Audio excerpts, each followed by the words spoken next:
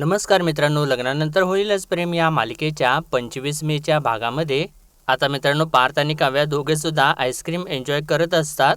तर पार्थ आता काव्याला परत म्हणतो भरवा ना. तर तेव्हा काव्या म्हणते आता बासा, तुम्ही तुमचा आईस्क्रीम खा, आम्ही आमचा आईस्क्रीम खातो. तर तेव्हा पार्थ विचारतो आम्ही. तर तेव्हा काव्या म्हणते मी आणि बेबू. तेव्हा आता बेबू असं म्हटल्यानंतर पार्थला तो क्षण आठवतो ज्यावेळेस काव्या त्याच्यावरती ओरडलेली असते की आपली पर्सनल गोष्ट तुम्ही दिव्याला का सांगितलीत. तर ते आठवल्यानंतर पार्थ काव्याला म्हणतो काव्या आय एम सॉरी, मी फक्त आणि फक्त ना तुमच्याबद्दलच बोलत असतो जगाशी, जगातल्या सगळ्यांशी. त्यामुळे ना मी ओघाओघात बोलून गेलो आपल्या त्या म्हणजे बेबू या नावाबद्दल. बिलीव्ह मी कोणाशीही बोलताना मी म्हणजे माझ्या डोळ्यासमोर तुमचा चेहरा असतो. I am sorry. तर तेव्हा काव्या म्हणते सॉरी तर मी तुम्हाला म्हणायला पाहिजे होतं ना देशमुख, कशी वागली मी तुमच्याशी. तर तेव्हा पार्थ म्हणतो मी पण कसा वागलो ना, तुम्हाला दिव्या नावाने हाक मारली, खरंच मी चुकलो. तेव्हा काव्या सांगू लागते मी तुम्हाला एक गोष्ट सांगते, आम्ही लहान असताना आत्तापर्यंत आई मला ना खूप वेळा नंदिनी अशी हाक मारायची, मला खूप राग यायचा. मी आईला सरळ म्हणायचे की तू मला काव्या अशी हाक का नाही मारत, माझं नाव काव्य आहे, मला दुसऱ्या तिसऱ्या नावाने तू हाक मारू नकोस. खूप राग यायचा मला. मग एकदा ना नंदिनी ताईनेच मला समजावून सांगितलं. मी दिवसभर बाहेर असायचे हो, पण नंदिनी ताई कशी शाळा क्लास झाली की शिस्तीत घरी यायची, आईला मदत करायची कामात. घरात सतत नंदिनी ताई दिसायची ना आईला, सवय होती ना तिला नंदिनी ताईची, म्हणून तिच्या तोंडातून नंदिनी असंच नाव निघायचं. असंच ना तुम्ही दिवसभर दिव्याबरोबर ऑफिसमध्ये असता, काम करत असता, मग घरी आल्यानंतर असं ओघाओघात तुमच्या तोंडून दिव्याचं नाव निघणं साहजिक आहे ना. खरं तर मीच एवढा उगीच गोंधळ केला जो मला करायला नको होता, आय एम सॉरी असं म्हणून ती पार्थच्या जवळ जाते. तर तेव्हा मित्रांनो पार्थ थोडासा इमोशनल झालेला असतो. तर तेव्हा काव्या त्याच्याकडे बघत म्हणते अहो काय झालं. तर तेव्हा पार्थ म्हणतो काल माझ्यावरती फिसकारणारी मांजर एकीकडे आणि आज एवढं समजूतदारपणे बोलणारी गोड मांजर माझी एकीकडे, यालाच काय ते मूड स्विंग्स, हार्मोनल इम्बॅलेन्स म्हणतात का. तर तेव्हा काव्या म्हणते हो, आणि असं म्हणून ती हसू लागते. आणि इतक्यातच आता मानिनीच्या दरवाजाचा आवाज येतो. तर तेव्हा काव्या म्हणते अहो देशमुख उठा उठा, बहुतेक आई उठल्यात, त्या चिडतीला माझ्यावरती, उठा उठा. आणि त्यांना नाही आवडतो, म्हणजे त्यांना काळजी वाटत असते माझी बाळाची, आणि त्या आपल्याला बघितलं ना त्या खरंच चिडतील, चला चला असं म्हणून तो गडबडीने ती पार्थला घेऊन तिथून आतमध्ये निघून जाते लगेच. आणि इकडे तर मित्रांनो आता नंदिनी झोपलेली असते आणि बाजूला तिथे जीवा नसतो तिच्या शेजारी. आणि ज्यावेळेस नंदिनी आता थोडीशी कूस बदलते आणि तिला जाणवते की जीवा तिथे नाही आहे, तर ती लगेचच उठून बसते आणि म्हणते हे जीवा कुठे गेले. आणि घड्याळ बघते तर रात्रीचे 2 वाजलेले असतात आणि म्हणते पाणी प्यायला गेलेत का. आणि शेजारी बघते तर ग्लाससुद्धा तिथेच असतो पाण्याने भरलेला. तर म्हणते ती नाही, ग्लास पाणी तर इथेच आहे, मग कुठे गेले. आणि बाथरूमचं दारसुद्धा बंदच आहे, मग असे गेले कुठे जीवा.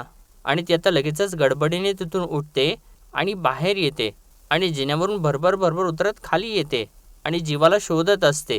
आणि त्यानंतर किचनमध्ये जाऊन बघते तर किचनमध्ये सुद्धा जीवा नसतो. तर नंदिनी म्हणते जीवा कुठे गेली जीवा, असं म्हणून ती परत बाहेरच्या दिशेने तिला शोधत असते. आणि इतक्यातच वरून जीवा नंदिनीला हाक मारतो आणि खाली येत म्हणतो अगं तू इथे काय करतेस. तर तेव्हा नंदिनी थोडीशी पॅनिक झालेली असेल, म्हणते अहो तुम्ही कुठे होतात, मला जाग आली आणि बाजूला बघितलं तर तुम्ही नव्हताच तिथे. तर तेव्हा जीवा म्हणतो अगं मी वॉशरूमला गेलो होतो, किती टेन्शन घेतेस. तर तेव्हा नंदिनी म्हणते वॉशरूमला, बरं ठीक आहे, मग तुमचे डोळे असे का झालेत. तर तेव्हा जीवा म्हणतो अरे माहिती नाही का, म्हणजे मगाशी काहीतरी गेल्यासारखं झालं आणि मी चोळले डोळे त्यामुळे असेल. आणि अगं ठीक आहे, किती काळजी करशील, 2 वाजलेत आणि असं रात्रीचं ना बाहेर फिरत जाऊ नकोस, चल चल 2 वाजलेत अगं, वर चल असं म्हणून तिला घेऊन आता तो वरच्या दिशेने जाऊ लागतो. आणि त्यानंतर खोलीमध्ये आल्यानंतर तिला म्हणतो बस बरं आता इथं आणि झोप बरं, तू काहीसुद्धा बोलू नकोस, वाजलेत किती असं म्हणून तो तिला झोपवतो आणि गुड नाईट असं म्हणतो आणि स्वतःसुद्धा झोपतो. पण नंदिनी तर उठून परत बसते आणि म्हणते बाथरूमचं दार तर बाहेरून बंद होतं, जीवा खोलीतच नव्हते, मग ते खोटं का बोलले. आणि जीवाना माझ्याशी खोटं बोलावं अशी वेळ का यावी आमच्या नात्यात.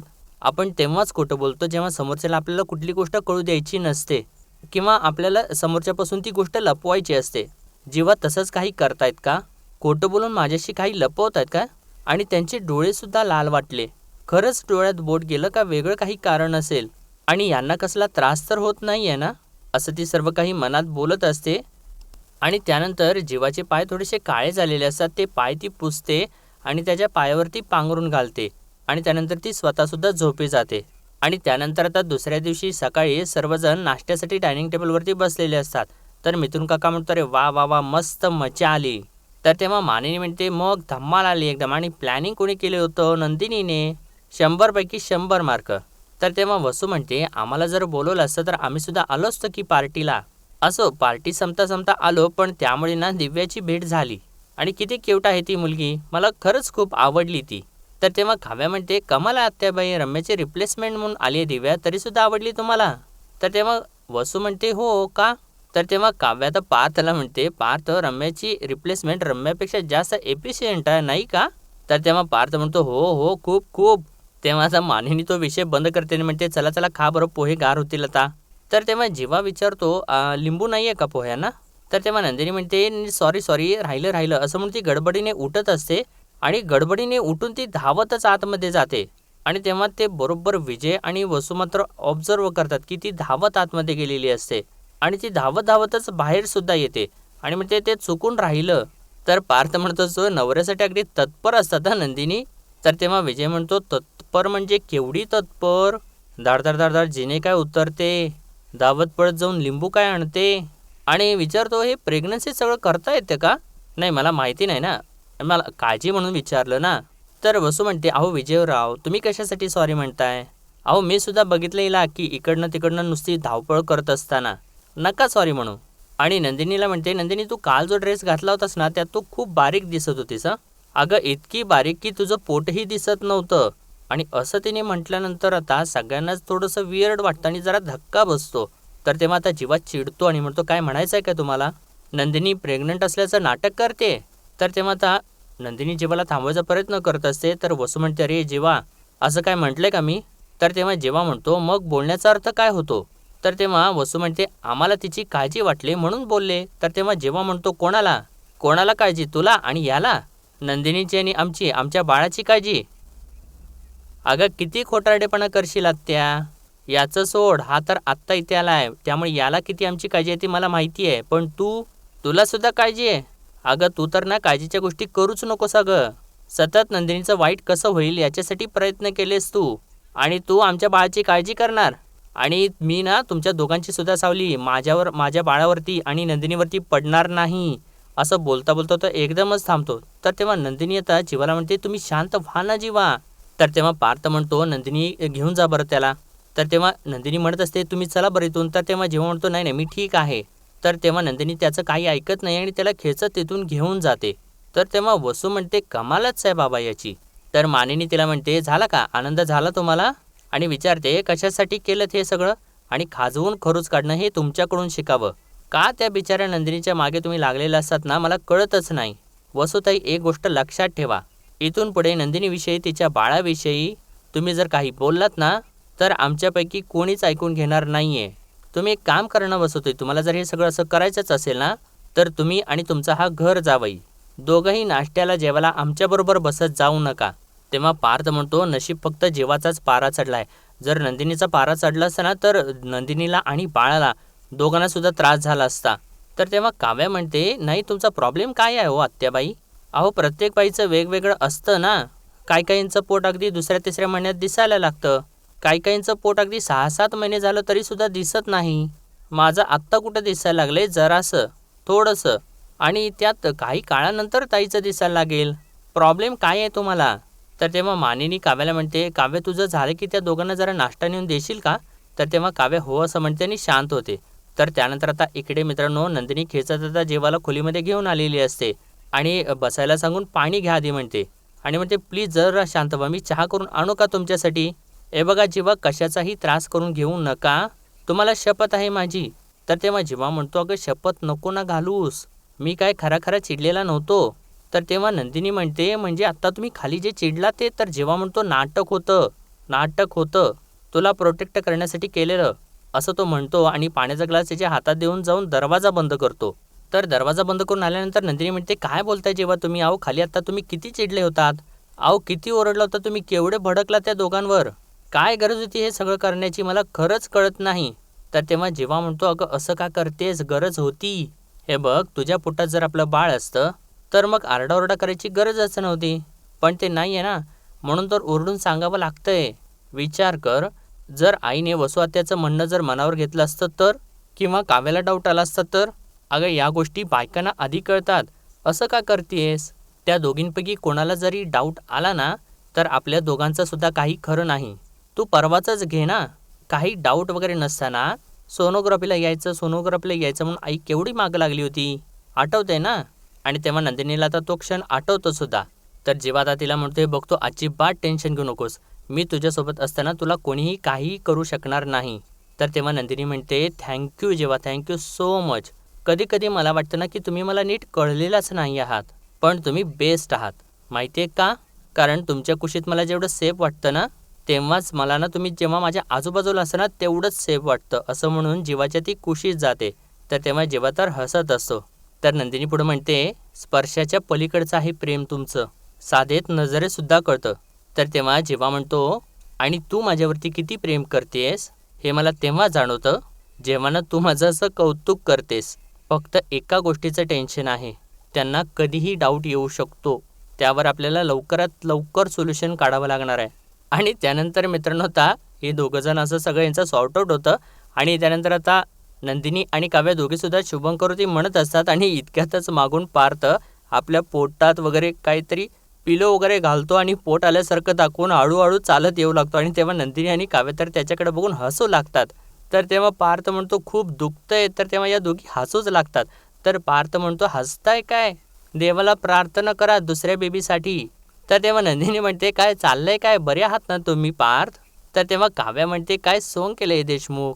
तर पार्थ आता वेगळाच आवाज काढून बोलू लागतो. म्हणतोय, सोंग वगैरे काही नाहीये, बाळ आहे बाळ. बाळ पोटात असताना वजन घेऊन फिरताना काय वाटतं ना तुम्हाला नाही कळणार. तर तेव्हा नंदिनी तर मोठमोठ्याने हसू लागते आणि विचारते, म्हणजे? तर तेव्हा काव्या म्हणते, मी सांगते ना ताई, काय ना उठता बसता कंप्लेंट असते ना माझी यांच्याकडे. मला काय होते हे तुम्हाला नाही कळणार. पोटातलं बाळ मला किती त्रास देते तुम्हाला नाही कळणार. मी कशा कशातनं जाते तुम्हाला नाही कळणार. म्हणून हे सगळं. तर तेव्हा पार्थ म्हणतो, तुम्हाला नाही कळणार म्हणून मी असं डायरेक्ट पोटच लावून आलोय. आता मला सुद्धा कळायला लागले थोडं थोडं. असं तो बोलत असताना जेव्हा तिकडून येतो आणि त्याला एक फटका मारत म्हणतो, अरे बडे भैया. आणि परत म्हणतो, अरे सॉरी सॉरी असं म्हणून त्याच्या पोटावरती एक पापी घेतो आणि म्हणतो, असं वाटते की डोहाळ जेवणाला तुलाच मुकुट घालून तुझ्या हातात धनुष्यबाण देऊन ना तुला चंद्रावरती असा आडवा बसवला पाहिजे. असं म्हटल्यानंतर सगळेजण हसू लागतात. तर तेव्हा काव्य म्हणते, नाही नाही, पण त्याच्यासाठी हे एवढंसं पोट पुरेसं नाही आहे हो. आणि कसं आहे, तुम्हाला जर कळायचं असेल ना तर ते पूर्ण कळलं पाहिजे ना. तर तेव्हा पार्थ म्हणतो, बघ ना हसतायत माझ्यावर. तर तेव्हा जेव्हा म्हणतो, ए काय हसताय का माझ्या भावाला, बिचारा किती सहन करत असेल तो. आणि म्हणतो, बडे भैया पाय सुजलेत का रे तुझे, बघू. तर पार्थ म्हणतो, हो खूप सुजलेत. तर तेव्हा नंदिनी म्हणते, झालं का, मोठा भाऊ एक बुद्धू तर लहान 7 बुद्धू. अहो पाय सुजायला एवढंसं वजन पुरेसं नाहीये. अहो बाळाचं वजन खूप असावं लागतं म्हणजे पाय सुजतात, म्हणजे पोट आणखीन मोठं असावं लागतं. तर काव्या म्हणते, साधारण 6-7 महिने झाले की बाळाचं वजन वाढायला लागतं. त्या वजनाने पाय दुखतात, सुजतात. कळलं का? तर तेव्हा हे दोघे सुद्धा ओ असं म्हणतात. तर तेव्हा पार्थ म्हणून, म्हणजे हे पोट कमी आहे तर. तर तेव्हा नंदिनी म्हणते, अजिबात नाही, मला तर वाटतं हे 4 महिन्यांचं पोट असेल. तर तेव्हा तर तिकडून आता आशा चाललेली असते. तर जेव्हा तिला थांबवतो आणि म्हणतो, एक मिनिट इकडे, 4 महिन्यांचं आहे ना, एवढंच ना, आत्ता 4 महिन्यांचं पोट ना 7 महिन्यात कन्वर्ट करतो. असं म्हणून त्या आशाकडनं एक ओढणी घेतो आणि एक पिलोसुद्धा घेतो आणि ते पारच्या पोटावरती बांधू लागतो. तर तेव्हा पार्थ म्हणतो, अरे बापरे, आत्ता जड वाटायला लागलं रे. आणि म्हणतो, झालो आता 7 महिन्यांचा प्रेग्नंट. असं म्हणून तो चालून दाखवू लागतो आणि म्हणतो, आई ग किती जड, तुम्हाला नाही कळणार. कळाली बाई, आता सोचवत नाही मला, अजिबातच सोचवत नाही. असं म्हणून तो धप्पकन खाली बसतो आणि म्हणतो, अरे बापरे, गंमत म्हणून बांधलं होतं पण अंगाशी आलं रे, चालता येत नाहीये, बसता येत नाहीये, घाम फुटला अक्षरशः, थकलो, पाणी द्या. तर तेव्हा काव्या त्याला पाणी देते प्यायला आणि पाणी पिऊन झाल्यानंतर म्हणतो, हे काय 2 घोट घेतले तरी जडजड व्हायला लागले हो, काय खरं नाही. असं म्हणतो, उठत असो तर काव्या त्याला उठवते आणि हसू लागते. तर पार्थ म्हणतो, अरे बापरे, एक उशी लावली तर ही अवस्था आहे. खरं बाळ पोटात घेऊन वावरताना काय होत असेल तुमचं. तर तेव्हा नंदिनी म्हणते, मग आता कळलं का तुम्हाला. आणि एवढंच नाही तर याच्यापेक्षा मोठं पोट घेऊन फिरायचं, घरातली सगळी कामं करायची, स्वयंपाकघरातली सगळी कामं करायची, बरं आधीचं एक मूल असेल तर त्याला सुद्धा सांभाळायचं. एवढं सगळं करून दमून भागून पाठीवरती झोपायचं नाही, एका कुशीवरती झोपायचं, तर तेही सगळी रात्र लक्षात ठेवून. तर काव्या म्हणते, अहो हे एवढं वजन घेऊन, एवढं पोट घेऊन बायका ऑफिसला जातात, करिअर करतात, घरातली सगळी कामं सांभाळतात, स्वयंपाकघर सांभाळतात, ट्रेनने ट्रॅव्हल करतात, बसने ट्रॅव्हल करतात, भाजी आणायला जातात, येतात, किती काय काय करतात माहिती आहे. तर तेव्हा जेव्हा म्हणतो, म्हणून माझ्याकडून आणि पार्थ दादाकडून तुम्हा सगळ्या बायकांना सॅल्यूट. तर तेव्हा पार्थसुद्धा म्हणतो, हो खरंच तुम्हा दोघींना सुद्धा सॅल्यूट. तुम्ही एवढं न थकता घरची कामं करता, बाहेरची कामं करता. अरे जेव्हा तुला सांगतो ही उशी लावली तर ही अवस्था आहे माझी, बसता येत नाही, उठता येत नाही. खरोखरचं पोट आणि बाळ पोटात घेऊन वावरताना ना काय अवस्था होत असेल ना तुमची.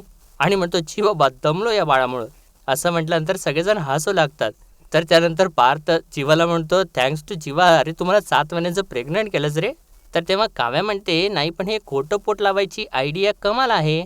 आणि तेव्हा आता जीवाला ती गोष्ट क्लिक होते जी आता काव्यानं बोललेली असते. आणि त्यानंतर आता हे दोघे सुद्धा हसत हसत आता आतमध्ये खोलीत येतात. म्हणजे जीवा आणि नंदिनी हसत हसत खोलीत येतात.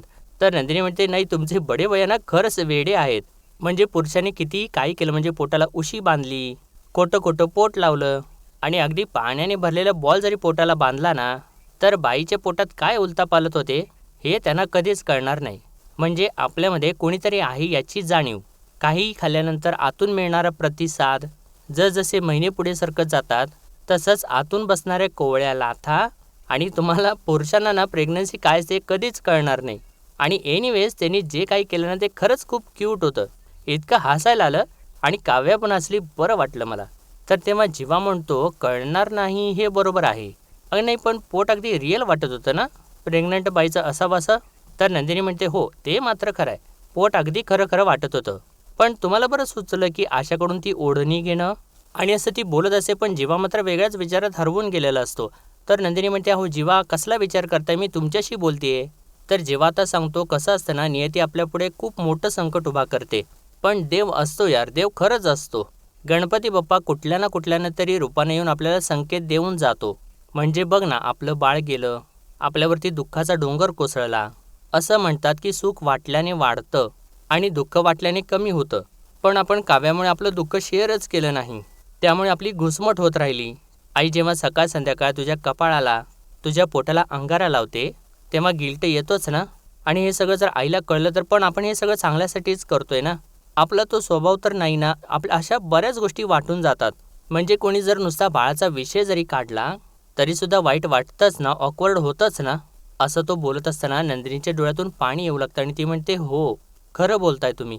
पण खरं सांगू का, तुम्ही आहात ना माझ्यासोबत, मग मला कसलंच दडपण येत नाही. जेव्हा तुमचा खरंच खूप आधार वाटतो मला. तर तेव्हा जेव्हा म्हणतोय, बघ मी तुझ्यासोबत असणारच आहे, कायम असणार आहे, पण तुला आणखीन एका गोष्टीची गरज लागणार आहे. असं म्हणतो तिथून आता उठतो आणि परत दरवाजा बंद करतो आणि खिडक्यासुद्धा बंद करून घेतो.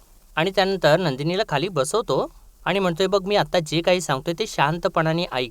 आणि आता मी जे काही सांगणार आहे कदाचित ते तुला ऐकल्यानंतर वेडेपणासारखं वाटेल, पण आत्ता तरी ना आपल्याकडे दुसरा कुठलाच पर्याय नाही आहे असं मला वाटतंय. तर तेव्हा नंदिनी म्हणते, काय बोलताय तुम्ही, आणि हे सगळं काय तुम्ही सगळं बंद का करून टाकले. हे बघा तुम्हाला माहिती आहे ना, मला या सगळ्याची भीती वाटते, खूप टेन्शन येतं मला. जे काही बोलायचं आहे ना ते थोडक्यात सांगा आणि एका वाक्यात सांगा. तर तेव्हा आता जीवा तिला म्हणतो, ओके, आणि म्हणतो तुला खोटं पोट लावावं लागेल. आणि असं त्यानं म्हटल्यानंतर नंदिनीला तर धक्का बसतोच आणि ती मोठ्याने हसूच लागते. आणि ती म्हणते, हे बोलायचं होतं तुम्हाला, चला उठा, दार उघडा, वाटेल ते बोलता तुम्ही. तर तेव्हा जीवा म्हणतो, एक मिनिट, तू हसू कसं शकतेस. तर तेव्हा नंदिनी म्हणते, आता तुम्ही मस्करी करताय म्हटल्यानंतर मी हसणार नाही का.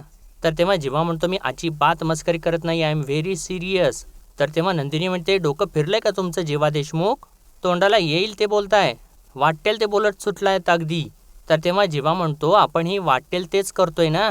मला सांग, कुठली मुलगी मिसकॅरेज झाल्यानंतर सुद्धा गरोदर असल्याचं सोंग करून वावरते. तर नंदिनी म्हणते, ज्या मुलीचं आपल्या बहिणीवरती अतोनात प्रेम असतं, जी मुलगी आपल्या बहिणीसाठी कुठलंही टोक गाठू शकते, ती मुलगी मिसकॅरेज झाल्यानंतर सुद्धा गरोदरपणाचं सोंग घेऊ शकते. तर जेव्हा म्हणतो, करेक्ट आहे तुझं, बरोबर आहे. काव्याला आता 3रा महिना सुरू आहे, बरोबर. म्हणजे 4, 5, 7, 6, 8, 9, अजून 6 महिने. पुढचे 6 महिने तू गरोदर असल्याचं सोंग घेऊन वावरणार आहेस, बरोबर. बोल ना, बरोबर आहे ना. पुढचे 6 महिने, अजून 6 महिने तू गरोदर असल्याचं सोंग घेऊन वावरणार आहेस, बरोबर. की मेन वाईल टू काव्याला तू खरं काय ते सांगून टाकणार आहेस. आणि तसं जर असेल तर मी आत्ताच जाऊन सांगतो. तर तेव्हा नंदिनी म्हणते, जीवा हे असं आत्ता लगेच नाही सांगता येणार. अहो तिची आईची मेन परीक्षा डिलिव्हरी एकाच पिरियडमध्ये आल्यात. हे बघा, जोपर्यंत तिचं बाळ सुखरूप डिलिव्हर होत नाही, ते तिची परीक्षा देत नाही, तोपर्यंत आपलं हे गुपित मी तिला सांगणार नाही. तर तेव्हा जेव्हा म्हणतो करेक्ट आहे. आणि त्यानंतर इकडे ये असं बोलत एक बोर्ड आपल्यासमोर आणतो आणि आपण एक एक गोष्ट पॉइंट आउट करत जाऊया. बघ, सगळ्यात महत्त्वाचा मुद्दा आहे की आपण हे 6 महिने नाटक करणार आहोत, बरोबर ना? आणि तेव्हा बोर्डवरती लिहितो की 6 मंथ्स डन. सगळ्यात महत्त्वाचा प्रश्न आहे, पण कसं? असं म्हणून ते सुद्धा आता बोर्डवरती लिहितो आणि म्हणतोय, बघ तू गरोदर असल्याचं नाटक करतेस, हे तुला माहिती आहे, मला माहिती आहे, पण घरच्यांच्यासाठी तू खरंच गरोदर आहेस. त्याचं काय? मदर्स डेच्या दिवशी जेव्हा त्या प्रतिमाताई म्हणाल्या की मी नंदिनी प्रेग्नंट नाही आहे असं समजूनच रिबीन कापली, तेव्हा काचाचा टोका चुकला होता. नंतर त्याच म्हणाल्या की पहिल्या 2 महिन्यात पोट दिसत नाही, बरोबर ना? तेव्हा सगळ्यांनी हसण्यावारी नेलं. तर मुद्दा हा आहे की पहिल्या 2 महिन्यात पोट दिसत नाही. सध्या ना तुला 2च महिने झालेत गरोदर होऊन, बरोबर? असं तो बोलत असतो. तर तेव्हा नंदिनी म्हणते, किती छान वाटते, किती छान वाटते तुमच्या तोंडून ऐकायला की माझा 2रा महिना सुरू आहे. असं वाटलं की खरंच 2 महिन्यांची गरोदरच आहे. आणि अशा वेळी वास्तुतता तू का नाही म्हणत जीवा, असं ती आता रडवा चेहरा करूनच जीवाला विचारत असते. आणि तिच्या डोळ्यात आता सुद्धा पाणी आलेलं असतं मित्रांनो. आणि आजचा भाग इथेच संपतो आणि पुढील भागामध्ये आपण पाहणार आहोत. आता मिथुन काका म्हणतो, ठरलं तर मग काव्याची चोरोटी भरण्याचा कार्यक्रम इथेच करायचा. तर तेव्हा वसू म्हणते, मुलीची चोरोटी माहेरी भरायची असते, एवढी सुद्धा अक्कल नाही आहे तुला, असं ती शारदालाच बोलते. तर तेव्हा काव्या रागारागात उठून उभी राहते आणि म्हणते, ओ आत्याबाई, माझ्या आईची अक्कल काढायचे काम नाही आहे, सांगून ठेवते. तर तेव्हा नंदिनी म्हणते, आणि असंही तुम्हाला तिथे कोणी बोलवलेलं नाही आहे. तर तेव्हा विजयतामध्ये पडतो आणि म्हणतो, कसा आहे, प्रश्न तुमच्या सोहळ्याचा असला तर हे घर सगळं तुमच्या नावावर नाही आहे ना, त्यामुळे तुमचं जे काही चोरोटी, डोहा जेवण, बारसा वगैरे जे काही असेल ते करण्यासाठी यांची परवानगी तुम्हाला घ्यावीच लागेल. आणि असं त्यानं म्हटल्यानंतर आता सगळ्यांना मात्र धक्का बसतो मित्रांनो. तर मित्रांनो, आजच्या पुरतं एवढंच आणि भेटूया परत उद्याच्या भागामध्ये. तोपर्यंत आपल्या व्हिडिओला लाईक, शेअर आणि सबस्क्राईब नक्कीच करा. धन्यवाद.